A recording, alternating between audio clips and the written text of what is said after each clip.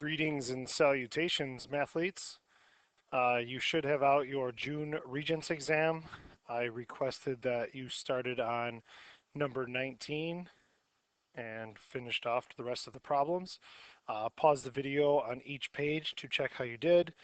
Just a brief reminder, at the end of the Regents multiple choice is where they put the most difficult questions. So please circle any you would like me to further explain. But as I go to each page, I'd like you to pause it to see what happens.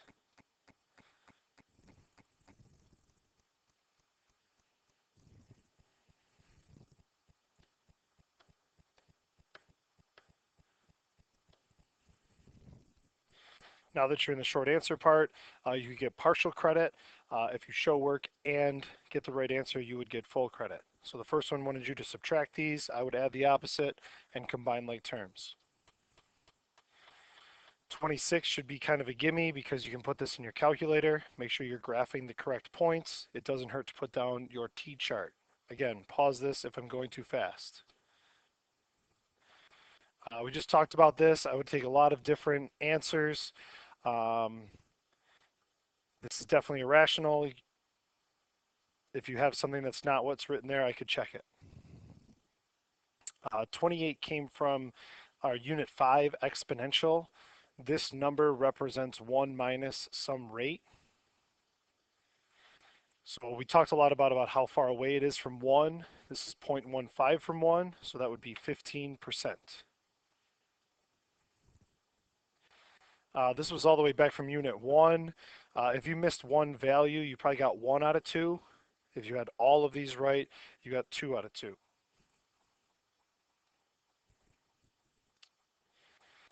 This problem, we have a few things. You wanted to get y by itself. If there's no equal to, it's a dotted line. And then we also talked about this symbol could be written as the word down, so we were shading down from our paper. 31 I thought was very difficult, so if you did not understand this, you could have also done it graphically. If I graphed them, this would have been the graph of x squared. This would have been the graph of y equals x, and they intersect at x equals 0 and at x equals 1. But there's the algebraic approach. These two we're going to talk about. I think what this would most relate to is when we had a parabola in vertex form. The -2 would have moved it to the right 2, and the -3 would have moved it down 3. So they used absolute value. I thought this was a very tricky question, but inside moves it a to the right, and outside moves it a down. All right, so now you're into the next part where it's worth 4 points each. So you had to factor this, right? So this was probably worth 1 of the points. Each of these was worth 1 point, and then that was worth the last point to get all 4 points on this problem. Not a bad 4-pointer.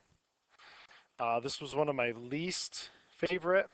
Okay, New York State said you had to pick D to E to be when they went into the city. They did not accept B to C because you were in a traffic jam.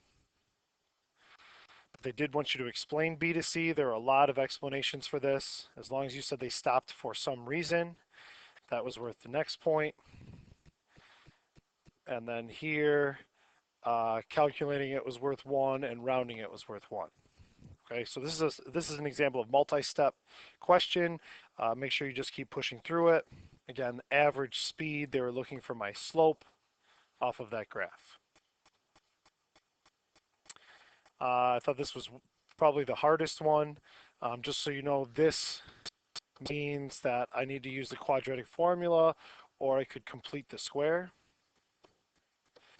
This person used the quadratic formula. You had to double this, which made it hard. Okay. And then your explanation of how you did it could have been a lot of different things. But the explanation was probably worth 1. The answers rounded were worth 1. Setting it up was worth 1. And the answer is probably where the other one. Okay. The last question of the 4 pointers, you could have done it in a little bit of a different way. The option 1 was arithmetic or adding. Option 2 was multiplying.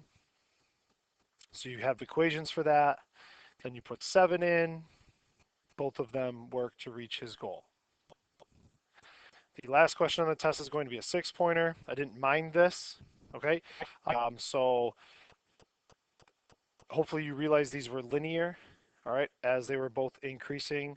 One was increasing by 10. The other was increasing by 5. Okay. If you didn't have these, but you wrote down something, that's okay. And then graphing it, if you graph the wrong lines, you could still get credit for that. So notice they went up by 5s and every other line by 1s. And they had to explain what was going on. Okay, so just make sure you read carefully. If any of these don't make sense, please save this so that we can go through it. Your goal should be to get partial credit on the multiple choice or on the short answer problems, and we're just going to shoot for 18 out of the 24 at least for the multiple choice. Please go to your Unit 9 packet. All right, so at any point you can pause the video. Unit 9 has a bunch of kind of miscellaneous things that we will need on the regents. A lot of it has to do with graphing. Okay, so the first thing is showing us 3 different containers. It looks like, I don't know, vases, whatever you want to call it. We're going to pour water into it at a constant rate, and they want you to try and match it. So I called this 1, 2, and 3. And we're going to try and match it to A, B, and C. So I'd like you to pause the video and see if you can match them.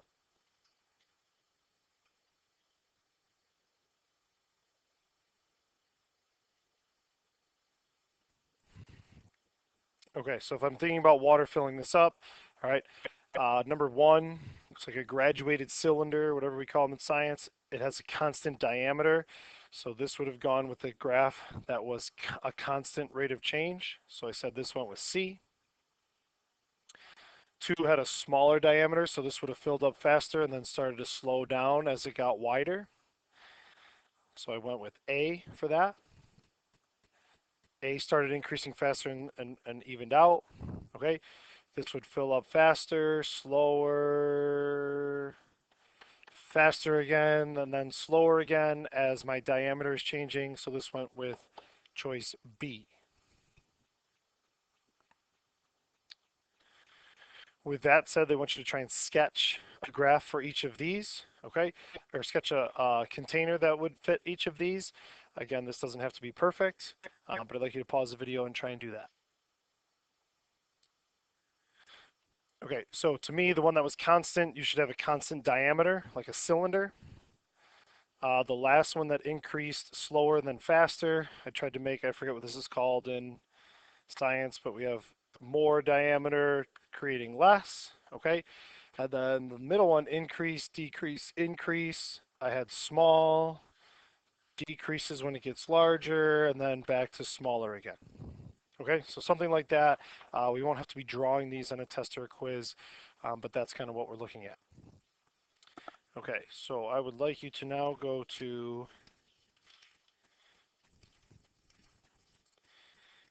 page 3. All right, so this is a different type of object. It's more square. All right, and they want to know if water fills into it at a constant rate, like how rapidly is it going to be?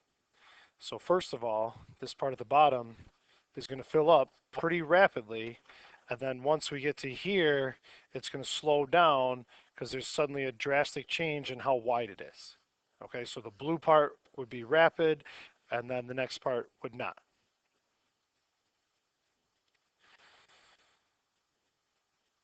So if I was going to try and graph this,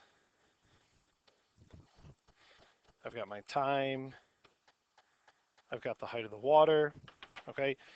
The blue part would be a little bit more extreme, and then once it gets to the wider part, it would flatten out, all right? So if I'm looking at this, I have two different pieces and it is not a smooth curve. Like right here, there is a sharp point. There's a drastic change where the water went from a small radius suddenly to a large radius. Okay, and both of these look like lines to me, so these would represent linear functions. And this is going to be a little bit tricky visually because they are going to write this like so. All right, so you'd have the blue part for a certain amount of time, and then where it fills up the black part for another interval of time. Okay, and visually it's a little overwhelming with a bunch of numbers. There's going to be inequalities. Okay, but the big idea is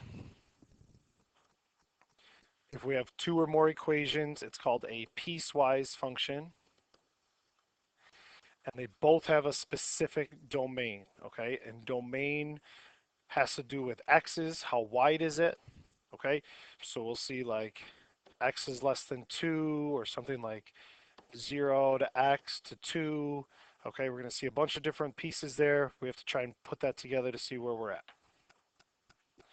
So to start off, we're going to go to page 4 and have a similar idea that we had before. So if I'm filling the water with this skinny part, that would represent here to here. And then once it hits the wider part, it's going to take longer, and that would go to there.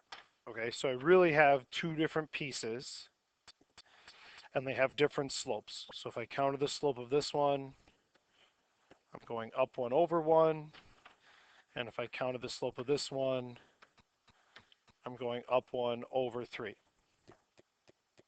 Okay, and the reason that I have to have two pieces is because they have different slopes.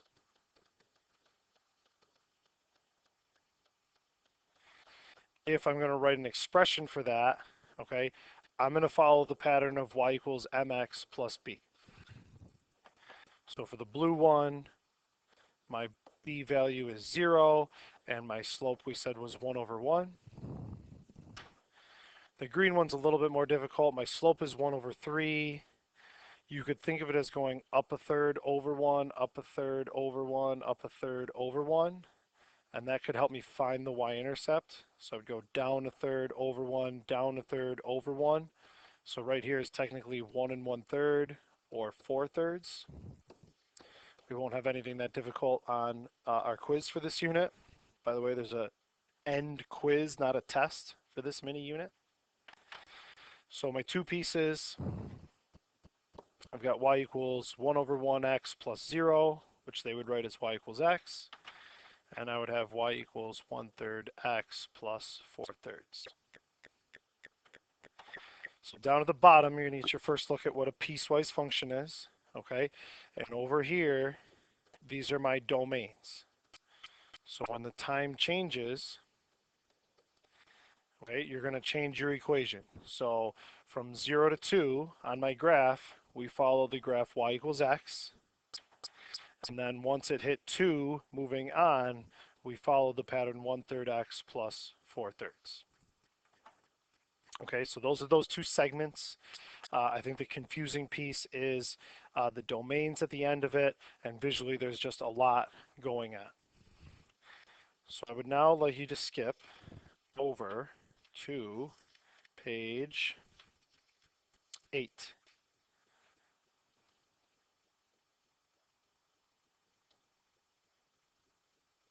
Okay, so they're giving me a function. I have two different pieces. Okay, I will use this function if my x value is less than 2. And I will use this function if x is 2 or greater than 2. Okay, so function notation, the number inside of it is x, and we're going to solve for what is our y. Okay, and I first take the number 5 and I ask myself, is it less than 2 or greater than 2? Since 5 is greater than or equal to 2, I will plug it into the bottom equation. So I put 5 in here. You could type it in your calculator, or negative 5 plus 3 is negative 2. My other class was concerned that negative 2 was less than 2, okay? But I only care about this number in domain. This is a y value. So if I look at x equals 0, since 0 is less than 2, I plug it into the top formula. And 0 squared plus 1 is 1. So I'd like you to pause the video and try the other two. Please pause the video, try the other two. If you're stuck, I would plug 2 into the green equation and negative 4 into the blue equation. 2 is tricky because that's where the split is.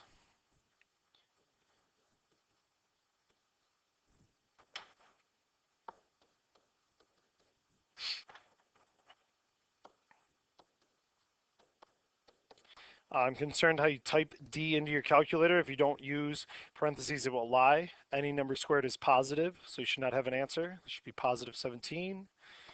This one should be positive 1. Okay, so one way they might ask you is they give you a piecewise function and they ask you, where do I plug this in?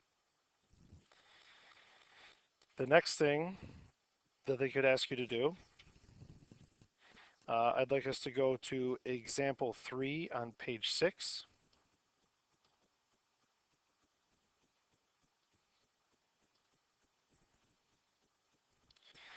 They could ask us to graph this. Okay, my graph doesn't look great. Doesn't seem to have my axes. But there's a couple things we want to notice, all right? We want to notice, okay, right here, we're going to split at, right here, we're going to split at 0, okay? So that's where things are going to change. I also need to understand 1 is less than and 1 is greater than or equal to. So the one that is less than should have an open dot, and the one that is greater than or equal to should have a closed dot. We did this when we graphed on a line. And what I want you to do is I want you to take this equation, put it into y equals in your calculator, and we're going to start at 0 even though it's not included. That needs to be a boundary point. And if I'm going to the left, I want to have negative numbers. So I want to figure out, where is this thing going in the negative direction? So if I go to my calculator and I put in x squared plus 2, and I go to my graph, okay, I want to start listing out this part of it because I'm just using that piece.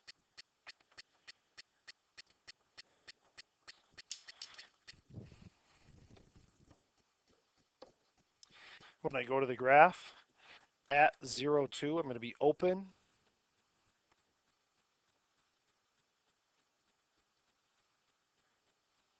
Okay, so I'm only going to graph that half of the parabola because that's what happens if it's less than 0.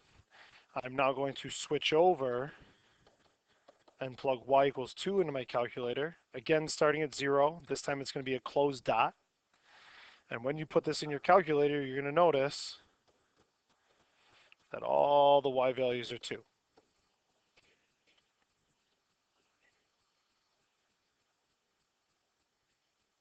So it's a piecewise function with a quadratic and a line.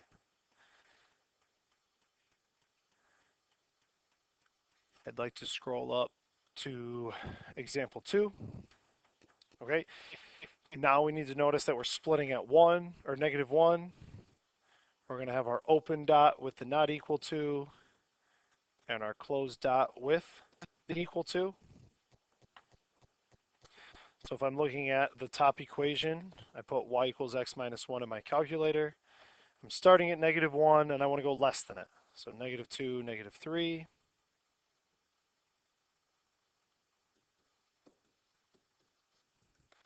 So at negative 1, negative 2, I should have an open dot. And then I'm going down 1 over 1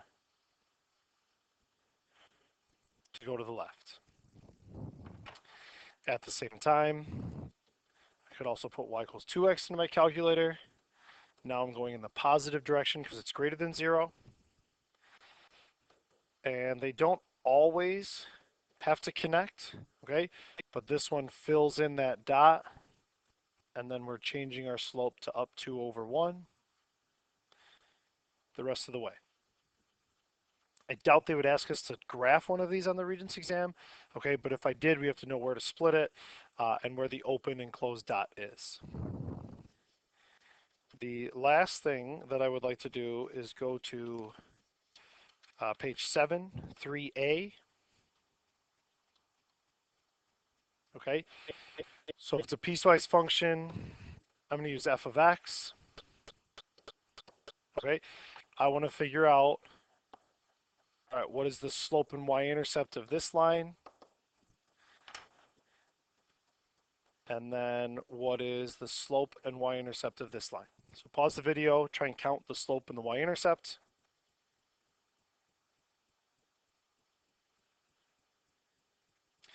Notice that they have split at 0, okay? So this has a slope of 0 and a y-intercept of 4. So an mx plus b would be 0x plus 4, which is just 4. And then here I have a y-intercept of 4 and a slope of 2. So this would have 2x plus 4. Okay, and the hard part is the domain. So right here is where they split at 0. So the blue part goes to the right. I would add x is greater than or equal to 0. I'm just giving that part the filled in dot. And the green part is going to the left, so this should be x is less than 0. Okay, so we'll do more practice with piecewise functions. Please raise your hand to get a homework. Next class will be after the Memorial Day break, so I hope you have a safe Memorial Day break. And we will continue with our quest to dominate the Regents exam. Thank you for watching this video. Stock Money out.